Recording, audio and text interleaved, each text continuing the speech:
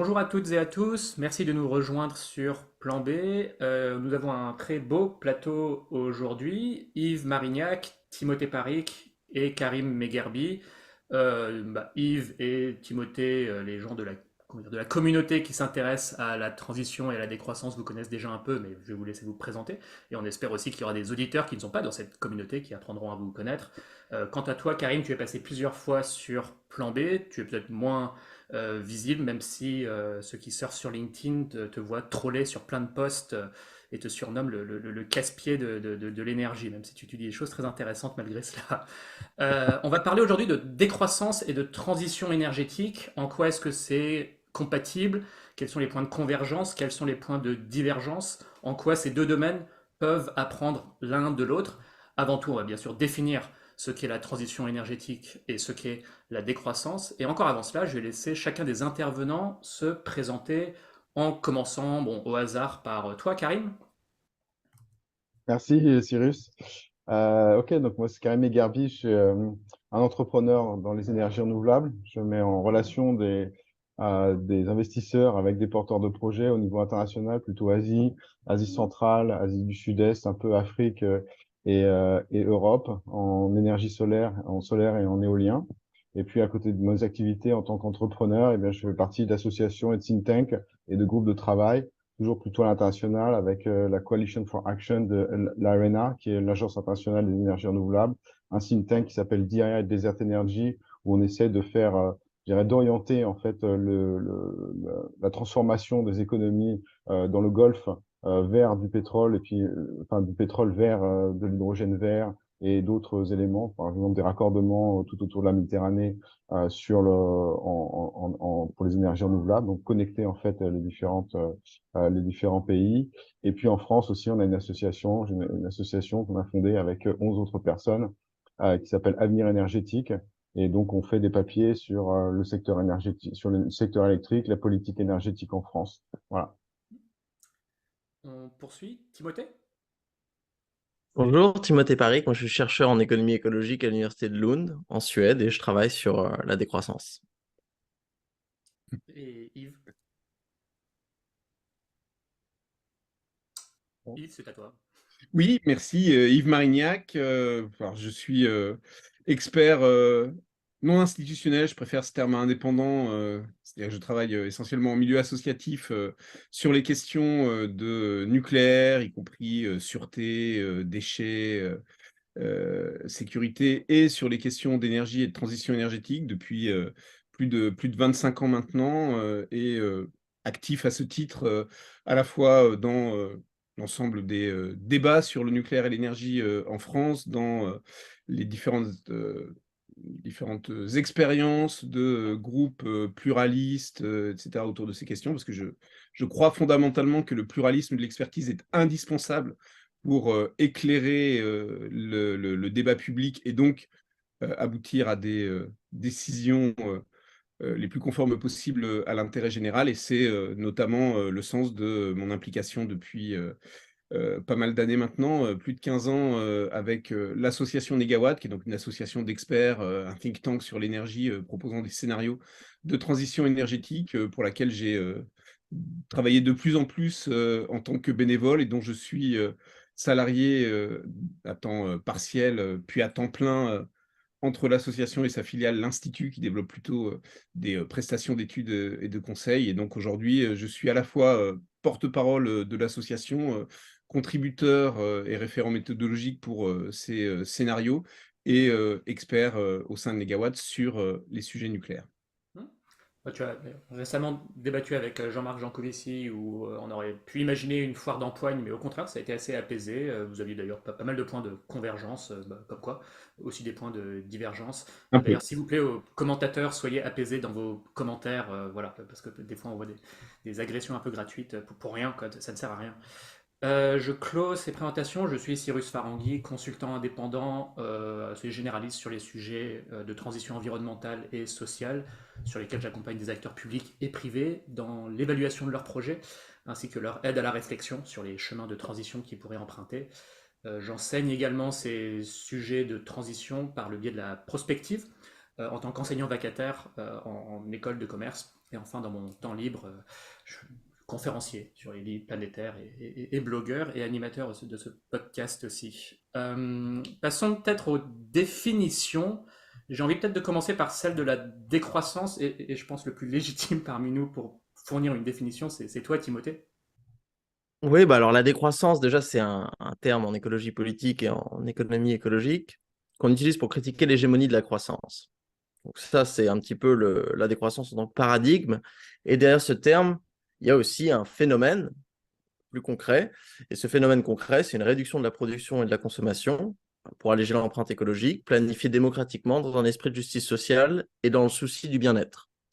Donc c'est pour ça, quand on parle de décroissance, il faut vraiment toujours diviser les deux éléments.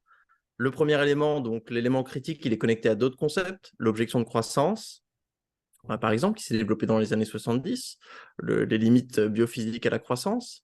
Donc là, c'est une critique en fait de l'impossibilité biophysique et de l'indésirabilité sociale en fait d'une économie de croissance.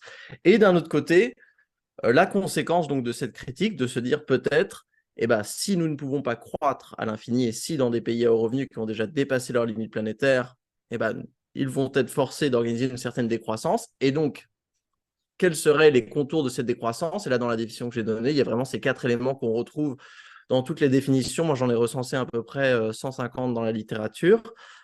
C'est donc la soutenabilité, la démocratie, la justice et le bien-être. Okay. Est-ce que tu veux prolonger sur une définition de la transition énergétique? On ne t'entend pas aussi souvent t'exprimer sur ce sujet-là, même si. Voilà. Est-ce que tu as une définition aussi là-dessus? À moi? Oui. Ah non, je n'ai pas de définition de transition énergétique. Moi, c'est vrai, mon travail, ça a été vraiment de se concentrer, si on prend la triade du GIEC, éviter, substituer, améliorer, sur l'évitement. Donc la décroissance, enfin l'originalité un petit peu du concept, c'est qu'elle essaye de supprimer, en fait, de simplifier des besoins pour se permettre justement de produire et consommer moins, et donc de faire baisser l'usage des ressources naturelles en général, donc ici la demande énergétique telle qu'elle soit. Donc pour moi, la transition énergétique telle que je l'étudie dans la décroissance, mais qui est qu'un tout petit chantier d'une transition énergétique plus globale, c'est d'essayer de minimiser la demande en énergie. Peut-être si on poursuit avec toi, Karim, sur l'un ou l'autre terme, ce que tu souhaiterais apporter comme définition. Oui, bah, ok. Moi, sur la transition énergétique, j'ai plus de billes forcément.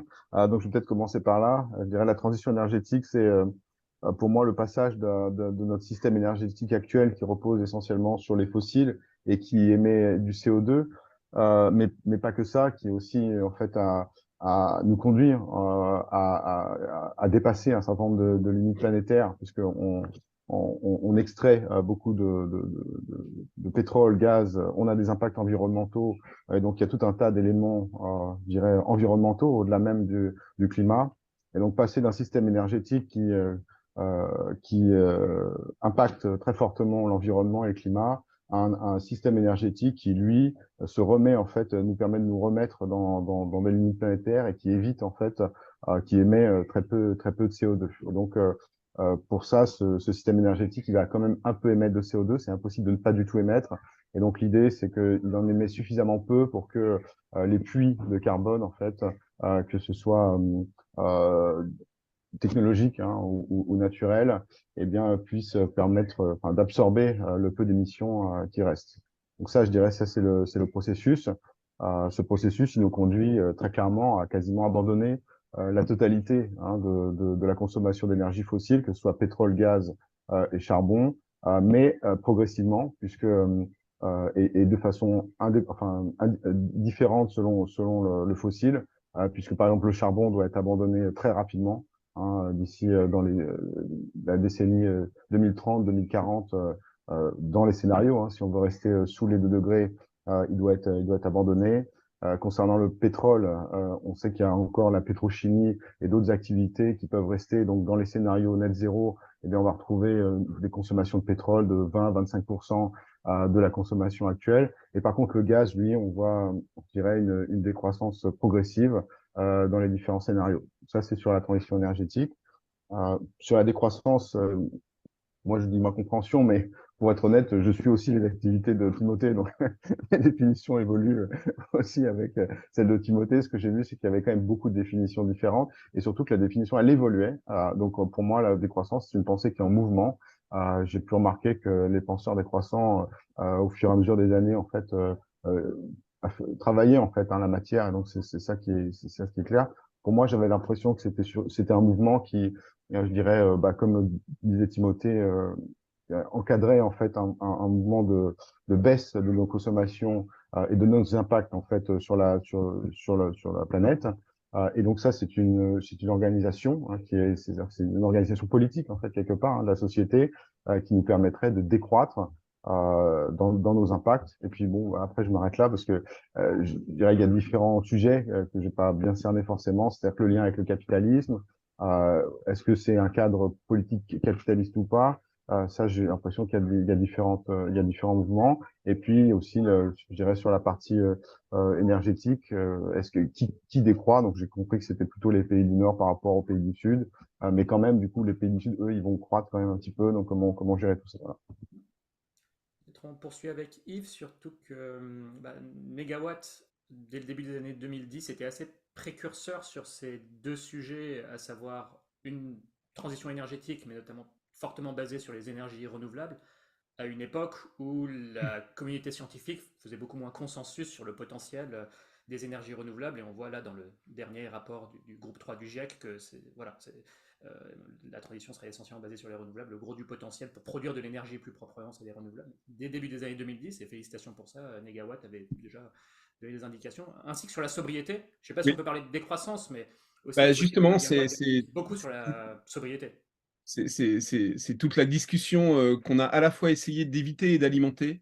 Et effectivement, alors, Negawatt a produit son premier scénario en 2003 même, mais il était extrêmement rudimentaire par rapport au dernier qu'on a pu publier en octobre 2021 pour la France. Et je signale au passage, pour ceux que ça intéresse, qu'on va également publier le 5 juin à Bruxelles, avec un événement en ligne, un scénario pour l'Europe, Clever, construit avec beaucoup de partenaires et qui projette justement une vision basée sur la sobriété et atteignant 100% renouvelable à l'échelle européenne. On a effectivement eu tôt cette intuition d'une démarche sobriété, efficacité et renouvelable qui rejoint en grande partie la démarche éviter, substituer, améliorer dont Timothée a parlé. Et on a sans doute été aussi parmi les premiers à parler de transition énergétique en France, en abordant le sujet sous l'angle qu'a évoqué Karim, c'est-à-dire la nécessité d'une transformation du système énergétique, parce que ce système énergétique n'est pas soutenable. Il ne l'est pas évidemment au titre des émissions de CO2, mais il ne l'est pas non plus au titre de la consommation de matières premières, de l'artificialisation des sols et sur le plan social des inégalités croissantes qu'il génère. Et en fait, l'idée de transition énergétique, elle vient fondamentalement d'une approche très systémique qui considère que le système énergétique, c'est-à-dire la manière dont la société, à un moment donné, met en relation des ressources qu'elle prélève dans l'environnement et des services que rend l'énergie, ce système structure fondamentalement la société et que donc, si l'on veut changer les ressources pour maîtriser les impacts, eh bien, nécessairement, on parle d'une transformation, non pas technique du système énergétique, mais d'une transformation sociétale. Donc, c'est cette approche que l'on a eue et dès le début, on a évité, on s'est concentré sur justement une transformation physique compatible avec ces enjeux. On a cherché à décrire à travers des scénarios sans y mettre d'économie. On a le parti pris qu'il faut réfléchir aux conditions économiques de réalisation d'une telle trajectoire après l'avoir imaginé plutôt qu'avant. Et c'est ce qui nous a fait toujours éviter le sujet croissance-décroissance. On a été souvent qualifié de décroissant, mais en fait, pour nous, il y a dans la transition énergétique des activités, des services qui doivent croître et d'autres qui doivent décroître. Et donc, On ne se retrouve pas dans ce débat, mais ça rejoint là aussi ce que disait Timothée sur la critique de la croissance telle qu'elle est définie aujourd'hui et les enjeux d'un système réunissant enfin, la question de la soutenabilité, de la démocratie, du bien-être, etc. Et pour finir, peut-être un point essentiel qu'apporte cette vision, enfin cet impératif de transition énergétique, et c'est vraiment une rupture fondamentale avec toute l'histoire de l'humanité, c'est que l'atteinte des limites planétaires nous impose aujourd'hui de sortir d'une logique d'addition et d'aller vers une logique de substitution des ressources pour réduire le plus vite possible les ressources qui génèrent des effets non soutenables. Et donc, plus que le sujet croissance-décroissance, en tout cas tel qu'il est attrapé par des indicateurs tels que le PIB aujourd'hui, ce qui nous semble vraiment fondamental, c'est addition-substitution. Et à l'intérieur de cet enjeu-là, évidemment, la question de la redistribution par rapport à la justice sociale. Merci Yves. De mon côté, j'ai rien à rajouter sur les définitions. Dire c'est plus que suffisant pour moi pour travailler sur ces sujets. Ça m'aide toujours de citer des exemples qui incarnent l'une ou l'autre définition, avec des politiques concrètes, soit de transition énergétique, soit de décroissance. Je pense que côté transition énergétique, c'est quand même assez clair. On relance le nucléaire, on relance pas le nucléaire. On oblige à installer des panneaux solaires sur les parkings, on subventionne l'installation de pompes à chaleur. Enfin, je pense que chacun verra beaucoup d'exemples sur comment produire de l'énergie plus proprement ou comment isoler les bâtiments, etc. Donc des exemples de politique de transition. Sur la décroissance, ça paraît moins évident parce que clairement, on n'a pas de politique affichée de décroissance. J'ai quand même essayé de voir dans l'histoire et surtout actuellement quels sont les genres de décisions qui pourraient commencer à s'apparenter à des politiques de décroissance qui ne disent pas forcément leur nom et en quoi ça se rapproche plus ou moins de la définition de Timothée. Et j'en conclus que c'est pas évident et qu'on est encore, enfin c'est pas évident même d'imaginer des politiques de décroissance qui incarnent parfaitement la définition de Timothée qui est très bonne. Pour donner quelques exemples, moi, je me suis toujours dit, ben, si on faisait par exemple de l'élevage en plein air, la norme, voilà. La norme, ça irait clairement vers une diminution de notre empreinte écologique, énergétique. Et il y a des politiques en cours au niveau Europe, enfin des discussions plutôt, pour augmenter la taille des cages. Enfin, on va vers potentiellement une fin de l'élevage intensif. Où je me dis, bah oui, c'est dans le sens d'une certaine décroissance. Cependant, bah, on peut se dire qu'une fois qu'on fait ça, les prix de la charcuterie, du poulet, des œufs s'envolent et que ça désavantage les plus pauvres, sauf à implémenter des sortes de quotas, des rationnements pour rendre tout ça équitable. Mais là, on rentre dans une certaine complexité administrative. Donc déjà, je me dis, rien que ça, c'est une politique pour laquelle je suis pour. Donc faire de l'élevage en plein air la norme, mais je me heurte, bon. Je me suis dit un autre exemple. Oui, vas-y, ouais. Juste sur cet exemple, c'est simple, hein, ça serait manger moins de viande. C'est la décision d'ailleurs qui a été prise aux Pays-Bas, donc une politique nationale de réduction de la taille du nombre donc de têtes de bétail sur le pays. Donc là, de se dire, bon voilà, tu prends un volume d'élevage et on va le diviser par 2, par 3. Ça serait une politique de décroissance, de la même manière qu'un aéroport l'a fermé une ligne nationale. C'est-à-dire, bah, tiens, on va fermer des lignes nationales. Bah exact, c'est un autre exemple qui est très bon, même des quotas en général sur le tourisme. Les créneaux de décollage des aéroports, Venise et Barcelone qui veulent commencer à réduire la surcharge touristique, j'imagine, par des quotas. Mais tu es d'accord que dans l'exemple de la viande, elle serait plus chère et on pénaliserait les pauvres, sauf à avoir aussi des espèces de quotas sur la consommation. Oui, pas forcément. Tu peux avoir des instruments d'accompagnement. Dans tous les cas, hein, c'est toujours la règle qu'on a en politique économique. À chaque objectif, son instrument. Donc, tu as un objectif, un instrument qui va venir viser, je ne sais pas, essayer de fermer des lignes nationales. Un autre instrument ensuite qui va viser à une allocation juste des vols d'avion qui restent. Un autre instrument peut-être qui va viser justement le contrôle des prix pour éviter des entreprises à but lucratif en profitent pour justement augmenter leurs marges. Donc, pour chaque élément d'une transition, mais ça, c'est pas unique à la décroissance, hein, c'est à tout ce qu'on veut faire en politique économique, il va te falloir un instrument. Donc, c'est juste une question de design, et il n'y a rien de naturel dans ce mécanisme des prix. De la même manière qu'il n'y a rien de naturel dans les effets rebonds ou les choses. C'est les résultantes d'une certaine d'institution sociale. Si je peux rebondir là-dessus, mais Cyrus, tu voulais peut-être Non, poursuivre. non, Mais vas-y, c'est fait pour. enfin, ce que tu dis rejoint pour nous des politiques de sobriété plutôt que de décroissance. C'est-à-dire la décroissance, si on la voit comme une réduction globale du PIB, avec toute la discussion sur ce que ça représente, c'est difficile à appréhender. En revanche, la décroissance de certaines activités, ou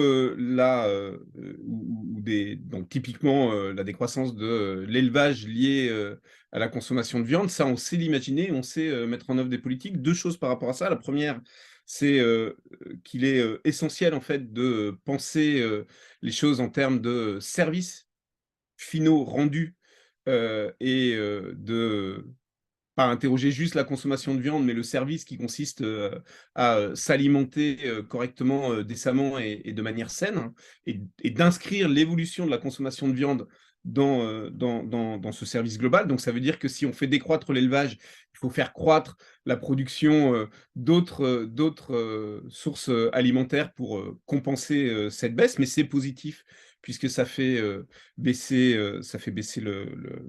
l'empreinte carbone notamment.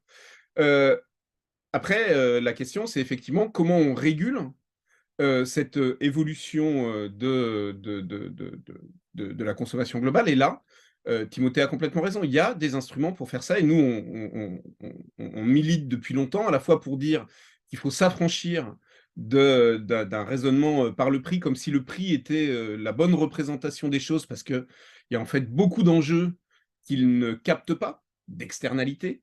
Et donc, il faut au contraire se fixer des objectifs et mettre en place des politiques publiques qui passent par les prix ou par d'autres choses. Et on soutient, nous, que les objectifs et la capacité de les atteindre en matière de sobriété ne sont en rien différents de la manière dont on peut se fixer des objectifs du point de vue de la production d'énergie renouvelable, par exemple, ou du point de vue de l'efficacité. C'est juste une question de prise de conscience des instruments. Après, il y a quand même une question un peu plus fondamentale derrière ça, c'est quand on fait décroître un certain nombre de choses et croître d'autres, quel est globalement le bilan sur l'économie et est-ce que l'économie continue à créer suffisamment de valeur et à soutenir les besoins de population? Et là, on bute sur la difficulté des modèles économiques en fait à éclairer vraiment cette question. Pour rebondir un petit peu sur... Ah, Timothée, tu veux rebondir? Mais juste une chose, alors moi, vous ne m'entendrez jamais en fait parler de croissance ou de décroissance microéconomique. C'est-à-dire que je ne dirais jamais la croissance d'un secteur, la décroissance de la viande, de l'aviation. C'est-à-dire que la croissance économique, faut bien savoir, c'est un concept macroéconomique. C'est-à-dire que quand on dit croissance économique, c'est toujours et toujours la croissance de l'intégralité de l'économie sur une période, qui prend en compte donc le bilan net du déclin de certains secteurs et de l'augmentation de la production dans d'autres. Donc le déclin de certains secteurs est plus que compensé par l'augmentation des ventes dans d'autres. La décroissance, c'est le contraire. Bien sûr, ça prend en compte l'augmentation de la production et de la consommation dans certaines parties de l'économie, mais qui est plus que compensée par la réduction de la production et de la consommation dans d'autres parties de l'économie. Et donc, c'est pour ça que moi, j'essaie quand même, je pense qu'on peut utiliser des synonymes pour éviter de tomber donc, dans ces, moi, je pense, dans ce piège un petit peu de la croissance-décroissance sélective, qui n'est pas vraiment le problème, parce que le vrai problème, c'est, enfin, moi, l'argument que je développe dans mes travaux, c'est que si nous faisons transition écologique et que le résultat net de tous les changements, donc ce qu'on peut appeler des politiques de sobriété, mais il y a aussi des politiques d'éco-efficacité, des politiques de substitution et tout ce qu'on veut, résulte dans une économie qui soit plus grosse en termes de PIB par exemple, nous n'aurons pas fait la transition écologique. C'est-à-dire que pour moi, c'est un non-sens. Pourquoi? Parce qu'aujourd'hui, on a toujours un couplage important entre le PIB et les pressions sur l'environnement. Donc, s'il y a une chose que l'on sait, c'est-à-dire que si l'on veut réduire les pressions sur l'environnement, quoi que l'on fasse, il faudra qu'on se retrouve avec une économie qui serait plus petite en termes de PIB. Ah, ça, c'est très intéressant.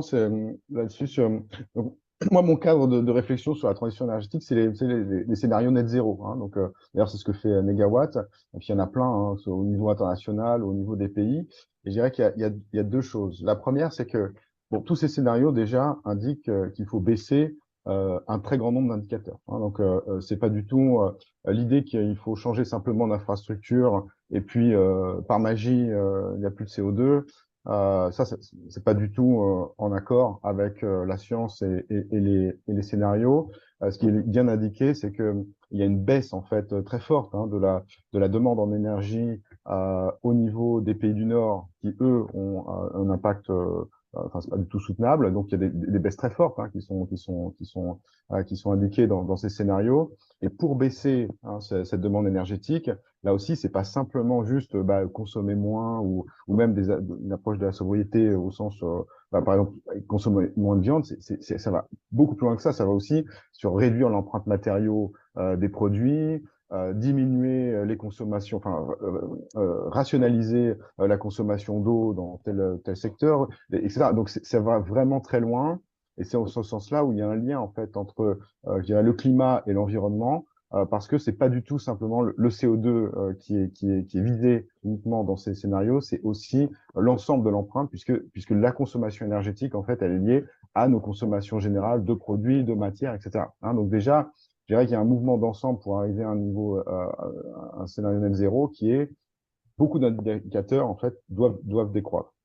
Maintenant, en parallèle, ce que les modèles montrent, donc justement, c'est intéressant d'avoir le point de vue de l'économiste et puis aussi des gens qui font les scénarios. C'est ce que les modèles montrent, c'est que, tu vois, c'est vrai qu'il y a des secteurs donc, qui vont diminuer, donc bon, le pétrole-gaz, typiquement, mais aussi l'aviation, etc. Donc il y a des secteurs qui sont impactés parce que en fait la substitution n'est pas suffisante. Donc il y a des, je dirais, en volume, ça va décroître, mais en échange, tu as en fait des trillions, des trilliards de dollars qui sont injectés dans nos économies parce que quelque part, tu as un siècle d'infrastructures qui ont été mises en place que tu dois remplacer en 30 ans, quelque part. Donc, du coup, c'est pas évident. Enfin, ce que les modèles montrent, mais encore une fois, je mets la critique en fait. Ce que les modèles montrent, c'est que pendant la phase pendant la phase de transition, donc je dis pas post, transition qui est autre chose encore, mais pendant la phase de transition, il y a peut-être une augmentation du PIB qui est liée à de l'infrastructure, qui est donc, alors qu'aujourd'hui, elle est liée à de la consommation, si j'ai bien compris. Et donc, ce que tu pourras regarder par exemple en Chine, tu vois, le PIB qui augmente, c'est de l'infrastructure qu'on met en place. Alors ça, je ne sais pas trop comment traiter ça, parce que dans les modèles net zéro, eh bien, il y a une amélioration de l'environnement, du CO2, et puis en parallèle, on voit quand même un PIB qui peut croître, qui est lié encore une fois avec tous ces vases communicants, pays émergents, pays du Nord, infrastructures qui augmentent, etc. Ça, je ne sais pas trop comment le traiter. Est-ce que c'est mauvais, pas mauvais? Je ne sais pas. Ouais, je pense qu'il y a deux choses au moins derrière ça.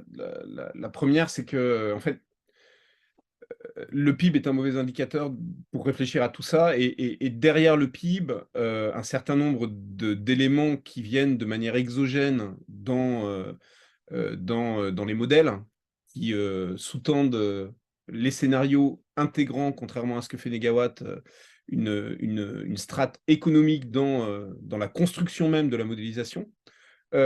Typiquement, ces scénarios utilisent, par exemple, un facteur exogène d'évolution de la productivité du travail et intègrent une poursuite de la tendance linéaire observée depuis un siècle et demi sur les gains continus de productivité du travail. Sauf que ce dont on parle demain, et je reviens à la question de la substitution plutôt que de l'addition, etc., c'est autre chose, c'est un autre système économique nécessairement. Et donc, il n'y a aucune garantie que cette productivité continue. Donc, les modèles, en fait, sont d'une certaine manière aveugles à la profondeur de transformation qui est nécessaire et à son impact du point de vue macroéconomique. Et donc, il faut réfléchir au-delà de ça. Je pense que quand Timothée dit il y a un couplage important entre le PIB et la pression écologique, c'est très clair. Et c'est justement parce que le PIB est focalisé sur une croissance mesurée au sens matériel du terme. Donc tout l'enjeu, c'est d'aller vers une économie, globalement, à long terme, qui génère de la valeur plutôt de façon immatérielle, qui génère de la valeur dans l'intelligence des services permettant d'économiser les ressources, plutôt que le modèle économique dominant aujourd'hui qui crée de la valeur en détruisant de la ressource sans payer pour cette externalité. Et précisément, les modèles économiques, en fait, sont aveugles au fait que, à force de détruire des ressources, de détruire la capacité de la biosphère et de la géosphère à accumuler toutes les pollutions que l'on génère, en fait, les conditions même de poursuite de l'économie telle qu'on la connaît sont de plus en plus dégradées. Donc il y a cette problématique-là, et puis il y a à plus court terme, et ça fait partie aussi de ce que tu évoquais, Karim, la question même de la rupture pour s'inscrire sur les bonnes trajectoires.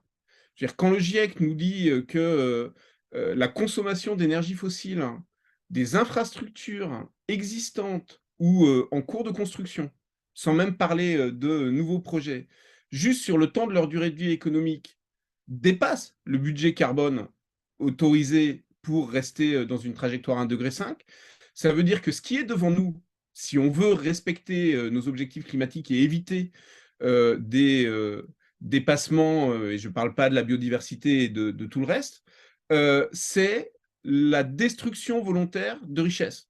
Il va falloir accepter de fermer des actifs avant qu'ils s'amortissent comme initialement prévu, et donc il va falloir réinvestir, évidemment, réorienter tous les investissements vers des nouveaux moyens de production, des nouveaux modes d'organisation. Et là, la question de comment l'économie gère un tel choc, bah, encore une fois, les modèles sont incapables de traiter ça. Une grosse partie de ces émissions déjà engagées, c'est quand même les centrales à charbon. C'est quand même un gros morceau. Moi, j'avais pensé aussi par exemple, aux avions. Bah, tous les avions qu'on vend cette année, ils vont voler quand même une trentaine d'années, sauf à les interdire de Ouais. voler. Et donc, ça devient des actifs échoués. Mais effectivement, ce dont tu parles, Yves, il faut démanteler l'infrastructure fossile avant d'attendre qu'elle ne soit amortie, quoi. C'est complètement ça. Moi, je reviens sur les points micro et macro. Effectivement, le macro n'est pas mon échelle de réflexion à moi, j'en suis même pas compétent. Le micro, pas tant que ça non plus, plutôt je dirais le méso-économique, donc un peu les branches intermédiaires, pour essayer de voir quels sont un peu les points névralgiques sur lesquels agir, et si on les fait décroître, on aura déjà fait une bonne partie du chemin. Alors bon, la viande, je pense, c'est un exemple assez structurant, mais il y a aussi le secteur de la construction, et même plus généralement de l'urbanisation et l'étalement urbain et l'occupation des sols. Alors déjà, rien que le béton et l'acier, c'est une grosse part de nos émissions de gaz à effet de serre, et une grande partie de ça est dédiée à la construction, à l'urbanisation, et aussi l'occupation des sols est la première cause de perte de biodiversité, et donc à un moment, si on veut inverser la tendance, il va falloir stopper l'étalement et reculer concrètement, faire reculer l'homme et redonner de la place à la nature.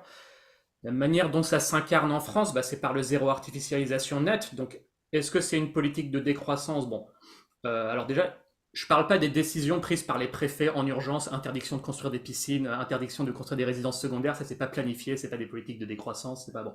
C'est dans l'urgence, voilà, mais donc il fallait y penser avant, mais c'est comme ça. Non, la ZAN, alors c'est assez intéressant, le zéro artificialisation net, déjà, moi je me suis dit, c'est simple, etc., pour avoir parlé à pas mal de monde, pour dire, ok, là c'est une politique planifiée sur les décennies, siècles à venir, où on veut désartificialiser, régénérer et artificialiser le moins possible. Il y a des préfectures de départements qui l'appliquent déjà assez strictement. Pour tout projet de construction, on peut se voir interdire. Ailleurs, l'esprit de la loi est appliqué très différemment. Déjà, j'ai appris que le dernier décret, finalement, compte dans ce qui est artificialisé, compte les jardins des privés.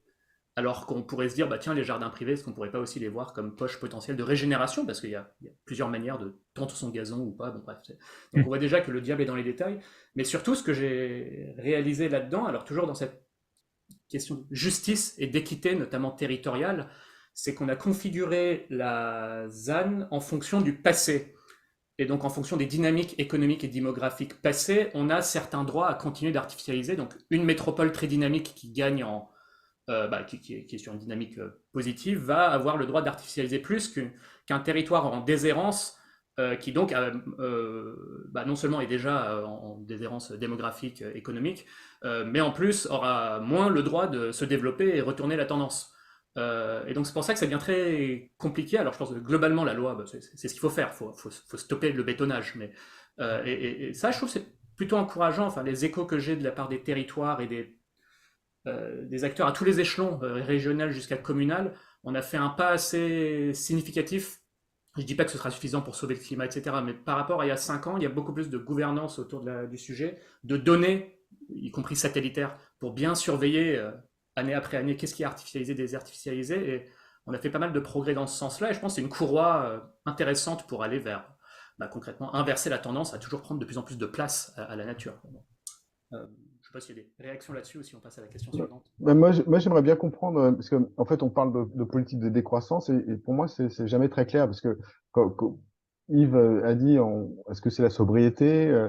Timothée aussi dit que la décroissance, et là je l'entends, en fait, est au niveau macro, en fait, hein, et donc c'est vraiment une économie qui va être plus petite. Mais du coup, moi, j'aimerais bien entendre Timothée, par exemple, sur le relation entre la décroissance et puis nos scénarios net zéro, puisque quelque part, moi, ce que j'en retiens surtout, c'est que je crois qu'il y a un point de convergence très fort qui est la question du PIB. Hein, je crois que là, on est tous d'accord sur le fait que le PIB, finalement, alors, sauf j'attends la confirmation, mais que le PIB n'est plus l'indicateur, enfin, n'est pas l'indicateur phare, en fait, hein, pour guider nos économies. De toute façon, c'est plus qu'évident, puisque dans nos scénarios net zéro, on doit voir l'impact de nos politiques sur les émissions, sur les limites planétaires. Et si ces limites-là, ces indicateurs-là ne sont pas impactés, quel que soit le niveau de PIB, peu importe. Hein. Donc, parce que l'objectif, c'est bien de faire baisser nos émissions et de revenir dans des limites planétaires.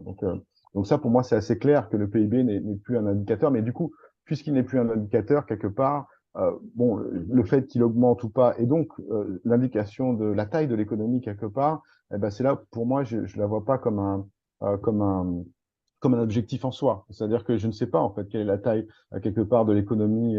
On a un sentiment qui est que peut-être ce sera plus petit, je sais pas, mais quelque part on a aussi des services qui sont liés justement à une efficacité plus grande, diminuer notre impact, etc. Donc il y a d'autres métiers en fait qui sont mis en place, d'autres technologies, d'autres secteurs qui naissent au travers de la transition. Et donc pour moi, j'ai pas une visibilité très claire quelque part sur l'objectif en matière de taille de l'économie. Pour moi, l'objectif, il est plutôt en termes d'empreinte de notre société sur l'environnement. Et celle-ci, elle est pas. Je comprends que dans le passé, l'empreinte est liée à la quantité, c'est clair. L'empreinte est liée à plus il y a d'activité, plus j'ai d'empreinte. Mais c'est pas nécessairement le cas dans le futur, puisque notre activité, elle va changer de nature quelque part. C'est là, j'aimerais bien comprendre un petit peu comment vous voyez, comment tu vois ça, Timothée. Elle va changer de nature, mais elle se découplera jamais de l'utilisation de l'énergie et des matériaux. Oui, c'est correct. C'est-à-dire que, mais c'est correct, sauf que l'utilisation de l'énergie, elle est un peu différente. Par exemple, donc il y a deux choses dont tu parles, c'est matériaux et énergie. Donc l'énergie, elle change de nature complètement. L'énergie, elle est beaucoup plus électrifiée dans l'avenir. Donc elle est à plus de 50% d'électricité. Et donc, c'est quelque part, quand tu consommes plus d'électricité, t'as pas cet impact, tu vois, t'as pas cette translation impact sur l'environnement, consommation énergétique. Ça c'est clair. Par contre, en bout de course, tu vas avoir effectivement l'empreinte sur les matériaux, ça ce qui est tout à fait juste. Mais il y a plusieurs choses. D'une part, en fait, l'empreinte sur les matériaux, elle évolue puisque en fait, tu as la phase d'infrastructure dans laquelle en fait tu construis des trucs. Tu vois, donc forcément, là, tu vas avoir je dirais un impact sur les matériaux, mais dont on montre qu'ils sont plus faibles qu'aujourd'hui, puisque même si tu consommes plus de matériaux, aujourd'hui on extrait énormément de choses du sol, et donc le but c'est quand même au final quand même d'en extraire moins. Donc tu as quand même cet impact-là, et puis après tu as le recyclage, etc. Donc tu as quand même une société qui a une nature qui évolue, quoi. Donc cette translation immédiate, elle évolue un peu. Ouais. Mais moi, il y a deux choses que je voudrais dire. Déjà que la décroissance, elle se place sur une temporalité assez court-termiste par rapport à l'horizon de la plupart des scénarios qu'on pourrait voir entre 2050 et 2100. Je veux dire, là, la décroissance, elle s'est toujours définie dans une certaine urgence. Donc là, moi, quand on parle de politique de décroissance, j'imagine un petit peu qu'est-ce qu'il va falloir faire pour baisser au maximum notre empreinte écologique totale dans les années qui viennent. Donc là, à partir d'aujourd'hui. Et vu que la décroissance est toujours définie un petit peu en opposition à pas son ennemi juré, mais son némésis, donc la croissance verte à travers l'éco-efficacité, le progrès technologique et tout ça, de se dire, voilà, qu'est-ce qu'on peut faire à technologie constante aujourd'hui? Donc, là, par exemple, on parlait voilà, si on doit, enfin, il y a quand même des stratégies d'évitement pures et dures. C'est-à-dire que quand on décide de fermer des lignes nationales, il ne faut pas forcément toujours trouver une alternative. Pareil, là, Yves, tu disais, oui, si on fait moins d'élevage, il faut remplacer ça par quelque chose. Non. Je veux dire, la quantité énorme de céréales consommées par l'élevage, si tu arrêtes de faire de l'élevage, ça libère d'ailleurs énormément de ressources agricoles pour faire d'autres choses que nourrir cette chose-là. Donc, il y a des stratégies d'évitement qui vont donc à travers cette simplification des besoins, des concepts comme la sobriété heureuse, la simplicité volontaire, hein, l'hédonisme alternatif, un petit peu ces philosophies de consommation qu'il y a autour de la décroissance. Donc ça, c'est le premier aspect de se dire, il y a peut-être une partie en fait des activités qui peut être supprimée, fermée, démantelée, tout simplement sans substitution. Le deuxième point, et c'est là qu'on a un point qui n'est pas représenté dans les scénarios macroéconomiques, c'est en fait que la décroissance, en fait, elle implique une certaine démarchandisation de l'économie. Et c'est là aussi où la décroissance, c'est une critique du PIB, non seulement parce que le PIB est corrélé à l'empreinte écologique totale, et donc on a une impossibilité biophysique d'une croissance exponentielle, surtout dans des pays à haut revenu qui ont déjà eu de la croissance pendant des décennies. Mais on a aussi une critique de la définition même de la valeur économique, qui dans le PIB ne prend en compte que la valeur monétaire. Et donc de se dire, si par exemple, là dans un scénario, on disait en France, on supprime le statut d'entreprise à but lucratif. Il n'y a plus d'entreprise à but lucratif. Donc il n'y a plus aucune distribution de profit à des actionnaires, d'une certaine manière. On va dire toutes les entreprises adoptent le statut de l'économie sociale et solidaire d'une SIC avec un élément de lucrativité limité. Là, en fait, on se rend compte que ça dégonfle énormément les marges macroéconomiques d'une économie. Si tu prends l'industrie pharmaceutique et tu transformes tout ça, toutes les entreprises pharmaceutiques en coopératives qui vendent leurs produits proches des coûts de production, tu détruis énormément de valeur économique. Tu détruis de la valeur ajoutée. Parce que la valeur ajoutée, c'est la différence entre les prix et les coûts de production. Tu détruis de la valeur ajoutée, mais tu ne détruis pas de la véritable valeur, parce qu'en fait, ça rend ces médicaments plus accessibles à ceux qui en ont besoin aujourd'hui. Ça vient dégonfler la dynamique des inégalités et la concentration des richesses, et donc les pressions sur l'environnement, qui elles aussi sont corrélées aux revenus et surtout aux richesses. Donc là, on voit qu'à travers donc, des politiques de décroissance ici qui sont un petit peu plus macroéconomiques, un changement du statut des entreprises et un contrôle des prix, et une démarchandisation de certains biens et services, par exemple à travers des sécurités sociales de l'alimentation, des choses comme ça, des prix plafonds sur l'immobilier. Et là, on se rend compte que même si on va avoir un surcroît d'activité, je ne sais pas, on va produire plus de médicaments, et en fait, ça sera des médicaments moins chers justement parce qu'on aura supprimé un petit peu cette logique des marges de monopole qui est un élément clé du capitalisme. Donc là, ça revient un petit peu à la première question. Oui, quand on parle de la décroissance, c'est toujours construit comme un anticapitalisme. Donc le capitalisme ne peut pas fondamentalement, moléculairement, vraiment au niveau de l'ADN du capitalisme comme un système économique, organiser la décroissance. Vu que dans un système capitaliste, aucun acteur n'a une incitation à produire moins. Le capitalisme, justement, c'est un système qui a construit toutes ces incitations autour du contraire, de vendre plus de choses ou de vendre des choses avec plus de valeur. Donc là, ça montre bien l'ampleur du chantier de se dire si aujourd'hui l'on veut réduire la production et la consommation, il va falloir qu'on crée un espèce de logiciel économique avec des structures qui donnent des incitations pour que cela se fasse. Et ça veut dire en fait changer quelque chose, là au niveau par exemple des statuts d'entreprise, donc se débarrasser de la lucrativité comme moteur des entreprises. Et en fait, quand tu te débarrasses de la lucrativité, ça paraît innocent comme ça, mais tu te débarrasses d'une des molécules du capitalisme. D'un autre côté, tu vas dire, ah bah tiens, aussi on se débarrasse du marché de l'emploi. Enfin, pas du marché de l'emploi en tant que tel, mais on va dire, on va créer des emplois garantis, énormément plus d'emplois aidés, des revenus de transition écologique, des espèces d'hybrides territoire zéro chômeur de longue durée. On se rend compte que, au fur et à mesure, l'emploi devient on perd un petit peu l'hégémonie de la relation salariale dans un emploi privé géré justement par des entreprises à but lucratif. Et bien là, merde, on perd une autre molécule du capitalisme.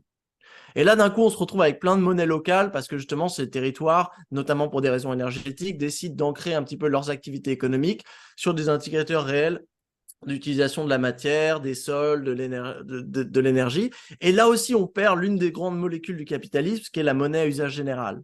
Et là, on voit, en fait, au fur et à mesure des transitions, qui est juste la modification de l'architecture économique qui nous permettrait de créer les incitations où ça serait possible d'avoir cette sobriété au niveau de la consommation, d'avoir ce renoncement au niveau de la production, eh ben, on s'est complètement débarrassé d'à peu près toutes les institutions historiques du capitalisme. Et donc, en tant qu'observateur, c'est-à-dire en tant qu'économiste, moi, je suis comme un zoologue. Hein. Si tu me montres un chat et un phoque, bah, je dis ça, c'est un chat parce qu'il a une queue, des poils, machin, ça, c'est un phoque parce qu'il a une queue et je sais pas quoi, il a pas de main.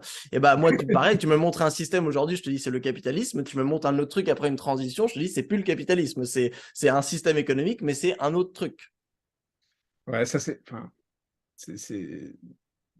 tu as commencé, Timothée, en disant que la décroissance a un horizon plus court-termiste que la transition énergétique, mais avec ce que tu viens d'évoquer, on pourrait retourner le propos, en fait. C'est-à-dire que, certes, effectivement, il y a un enjeu majeur à transformer le modèle économique. Alors, côté Négawatt, on ne prend pas parti hein, sur capitalisme, pas capitalisme, et sur la capacité d'un modèle capitaliste à aller vers de la création de valeur économisant la ressource plutôt que la détruisant comme je l'évoquais tout à l'heure. Mais ce qui est sûr, c'est que la transition énergétique et l'urgence climatique imposent des transformations à court terme qui ne permettent pas d'attendre de renverser ou de transformer au sens profond où tu l'as dit, les mécanismes économiques. Et c'est vraiment une difficulté aujourd'hui. C'est comment on fait dans un monde dominé par des multinationales qui effectivement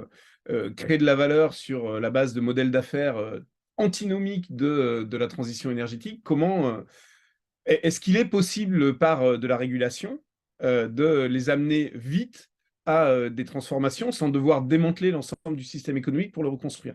Ça, c'est vraiment une question fondamentale. Après, sur ce que tu as évoqué, tu as dit en fait, l'économie ne se découplera jamais de l'utilisation d'énergie et de matériaux. Je crois qu'elle ne s'en affranchira jamais. Mais justement, tout l'enjeu, c'est qu'elle s'en découple. Hein. Euh, Typiquement, dans un scénario comme Négawatt, on est sur, à l'échelle française, 50% de consommation d'énergie en moins à l'horizon 2050, 30% de matières premières en moins, zéro artificialisation nette, une pression positive de protection de la biodiversité. Et tout ça, d'après nos évaluations, crée 600 000 emplois nets. Ça veut dire qu'il y a le potentiel dans une économie beaucoup plus soucieuse d'économiser les ressources, de créer de la valeur dans les territoires de manière beaucoup plus distribuée en plus et de créer de l'emploi. Mais voilà, encore une fois, la question de comment on transforme ça est essentielle. Et peut-être un point qu'on n'a pas encore évoqué autour de cet enjeu du découplage, alors à l'échelle française, mais plus encore si on le projette à l'échelle mondiale, hein, où il faut quand même se souvenir qu'il y a des besoins d'augmentation des consommations de ressources compte tenu du niveau de pauvreté et d'inégalité. Et même en France, hein, il y a 12 millions de personnes en précarité énergétique, par exemple.